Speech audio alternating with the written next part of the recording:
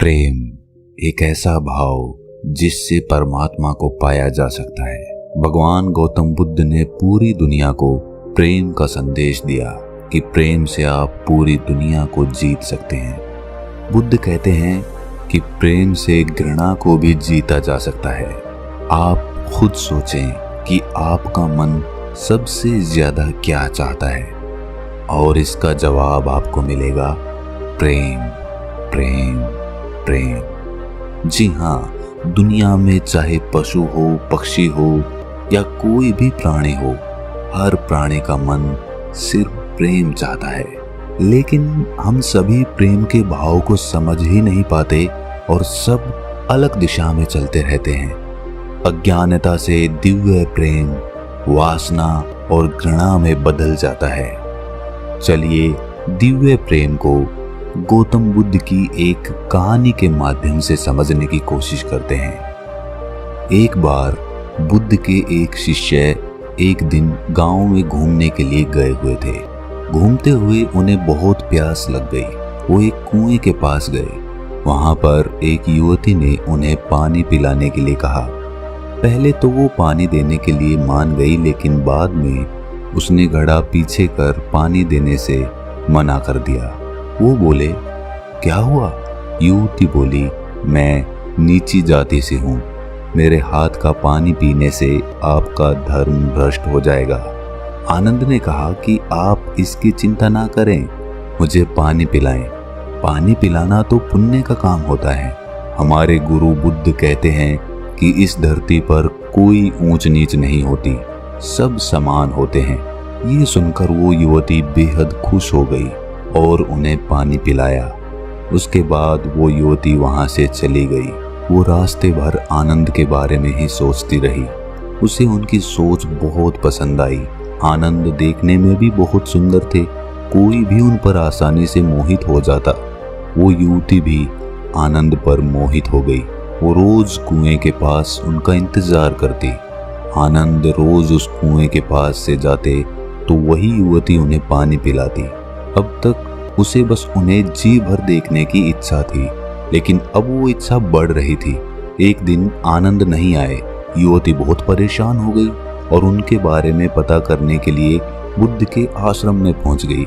जब उसने आश्रम में आनंद को देखा तब उसकी परेशानी दूर हुई। उसने आनंद से कहा कि आज आप घूमने के लिए गांव में नहीं आए। आनंद ने कहा, आज मुझे आश्रम में बहुत काम था। युवती ने कहा, आप जाति का भेदभाव नहीं करते, क्या आप मेरे घर खाने का निमंत्रण स्वीकार करेंगे? आनंद ने कहा, ये तो मैं बुद्ध से पूछकर बताऊंगा। उनकी अनुमति मिल गई तो मैं अवश्य आऊंगा। ये सुनकर युवती खुश हो गई और वहां से चली गई। उसे उस दिन पूरी रात नींद नहीं आई। उसे लगा कि आनंद भी उसे प्रेम करता है, इसीलिए वो उसके घर खाने पर आ रहे हैं। अगले दिन आनंद बुद्ध से अनुमति लेकर उस युवती के घर गए। युवती ने उनके लिए अलग अलग तरह के पकवान बनाए थे। उन्होंने उसे बड़े प्रेम से ग्रहण किया। उसके बाद युवती ने आनंद से कहा, अगर आप ऊंची नीची जाति का भेदभाव नहीं करते हैं तो क्या मैं आपसे अपने मन की बात कर सकती हूँ? आनंद ने कहा, हाँ जरूर बोलो। युवती ने कहा, मैं आपसे प्रेम करने लगी हूँ, आपसे शादी करना चाहती हूँ। क्या आप मुझसे शादी करेंगे? आनंद ने ये सुनकर कहा कि प्रेम करना कोई गलत बात नहीं है। प्रेम तो हर किसी को करना चाहिए, लेकिन मैं आपसे विवाह नहीं कर सकता। मैं एक सन्यासी हूँ। मेरे जीवन का लक्ष्य विवाह करना नहीं है। मैं केवल बुद्ध की सेवा करना चाहता हूँ। युवती ने कहा, मैं आपको बुद्ध की सेवा करने से नहीं रोकूंगी, बल्कि आपके साथ मैं भी उनकी सेवा करूंगी। आनंद ने कहा, जो तुम सोच रही हो वो नहीं हो सकता है। और ये कहकर वो वहां से उठकर चले गए। अब वही प्रेम युवती के लिए पीड़ा का कारण बन गया। वो हर कीमत पर आनंद को पाना चाहती थी। जब ये बात युवती की माँ को पता चली तो उसने एक उपाय सोचा। उसने अपनी बेटी से कहा, तुम अपनी माँ पर भरोसा रखो, आनंद तुम्हारा ही होगा। तुम उसे फिर से खाने पर बुलाओ। मैं उसके खाने में बेहोशी की दवा मिला दूंगी, उसके बाद तुम उससे गंधर्व विवाह कर लेना। युवती ने कहा, क्या ये सही रहेगा माँ? उसकी माँ ने कहा, प्रेम में सही और गलत नहीं होता। अगले दिन युवती फिर आनंद से मिलने गई और कहा, क्या आप मुझसे नाराज हैं? आनंद ने कहा, नहीं, मैं किसी से नाराज नहीं होता और आपने तो ऐसा कुछ किया भी नहीं कि मैं नाराज हो जाऊं। युवती ने कहा, तो ठीक है, फिर क्या आप दोबारा मेरे घर भोजन करने आएंगे? आनंद ने कहा, मैं बुद्ध से अनुमति लेकर अवश्य आऊंगा। अगले दिन आनंद युवती के यहाँ भोजन पर गए। उसने तरह तरह के भोजन आनंद को परोसे और उसमें एक बेहोशी की दवाई मिला दी। आनंद उसे खाते ही बेहोश हो गए। युवती की माता ने कहा, जाओ अब तुम गंधर्व विवाह कर लो, मुझे ये ठीक नहीं लग रहा माँ। युवती की माँ कहती है, अरे सही गलत सोचोगी तो आनंद कभी नहीं मिलेगा। युवती अंदर गई और तैयार होकर बाहर आई। जैसे ही वो वरमाला लेकर आनंद के पास आई, उतने में ही आनंद की बेहोशी टूट गई और युवती को अपने समीप वरमाला के साथ देखा। युवती भी आनंद को इस तरह देखकर घबरा गई। आनंद ने युवती को खुद से दूर किया और बिना कुछ कहे वहां से उठकर चले गए। युवती कुछ भी नहीं कह पाई। उसने अपनी माँ से कहा कि आपके कारण मुझसे वो दूर हो गए हैं। मैं खुद को पापी समझ रही हूँ।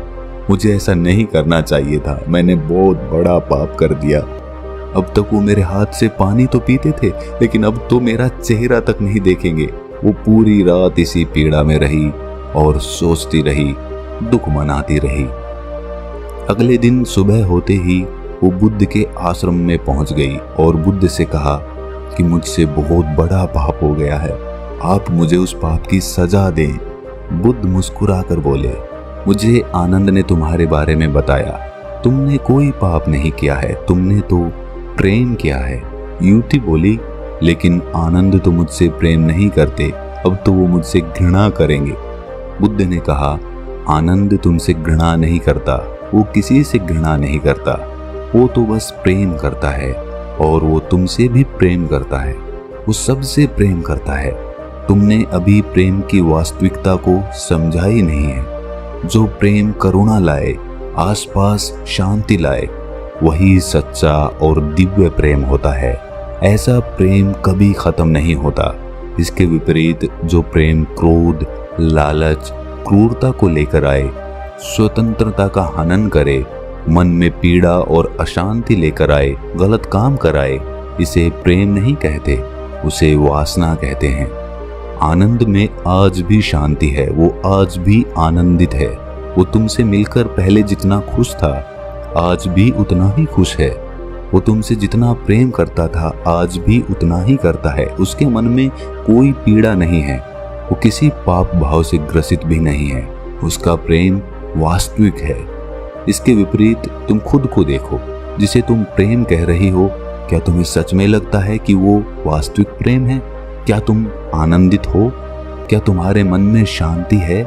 क्या तुम्हारे प्रेम ने तुमसे कोई गलत काम नहीं कराया? पहले तुम कितनी खुश थी, आज देखो तुम कितनी पीड़ा में हो। तब तुम कैसे कह सकती हो कि तुम प्रेम करती हो? वो युवती गौतम बुद्ध के चरणों में गिरकर बोली, मुझे क्षमा कर दें, आप सही कहते हैं, मैं प्रेम को समझ ही नहीं पाई। आप मुझे भी अपने संग में शामिल कर लें, मैं भी वास्तविक प्रेम को जानना चाहती हूँ। दोस्तों, हम सभी प्रेम करते हैं। माता पिता, भाई बहन, पति पत्नी, दोस्त, प्रेमी प्रेमिका, सभी को प्रेम चाहिए। लेकिन क्या हम जिस प्रेम के पीछे भागते हैं उसे समझते भी हैं? वास्तव में जिसे हम प्रेम समझ बैठे हैं वो वासना के अलावा कुछ भी नहीं है। अगर आपका प्रेम आपको स्वार्थ की तरफ धकेल रहा है तो आप समझ जाना कि आप प्रेम नहीं करते। ये आपका कोई निजी स्वार्थ है जिसके कारण आप प्रेम का ढोंग कर रहे हैं। वास्तविक प्रेम लेना नहीं, देना सिखाता है और उसे देने में हमें हमेशा सकारात्मक ऊर्जा का अनुभव होगा। कहते हैं एक माँ अपने बच्चे से निस्वार्थ प्रेम करती है। वो अपने बच्चों के लिए सब सुख दुख हंसते हुए जीवन निकाल देती है, लेकिन उन्हें तकलीफ नहीं होने देती। लेकिन वही माँ क्या दूसरे के बच्चों को भी वही प्रेम दे सकती है? अगर हाँ, तो वही वास्तविक निस्वार्थ प्रेम है, और अगर नहीं तो वो लालच से जुड़ा हुआ है। उसे वास्तविक प्रेम नहीं कहा जा सकता। दिव्य प्रेम हर प्राणी के लिए, हर इंसान के लिए, हर जानवर के लिए, पेड़ पौधों के लिए बराबर होता है। वो किसी में कोई फर्क नहीं करता। और जो हमारा प्रेम होता है, जो वासना से परिपूर्ण होता है, वो प्राणियों में तो क्या, लोगों में भी भेद कर देता है। जैसे मैं उससे ज्यादा प्रेम करता हूँ, इससे कम प्रेम करता हूँ, नहीं, प्रेम तो हर जगह बराबर होता है। तो दिव्य प्रेम की क्या क्या साधनाएं होती हैं, आप मुझसे कमेंट सेक्शन में जरूर पूछें, और उस पर मैं हो सकता है एक अलग से वीडियो भी बनाऊं कि हम दिव्य प्रेम को अपने मन में कैसे जागृत कर सकते हैं। जी हाँ दोस्तों, इसकी भी साधनाएं होती हैं, और साधनाओं के माध्यम से हम दिव्य प्रेम अपने मन में जगा सकते हैं।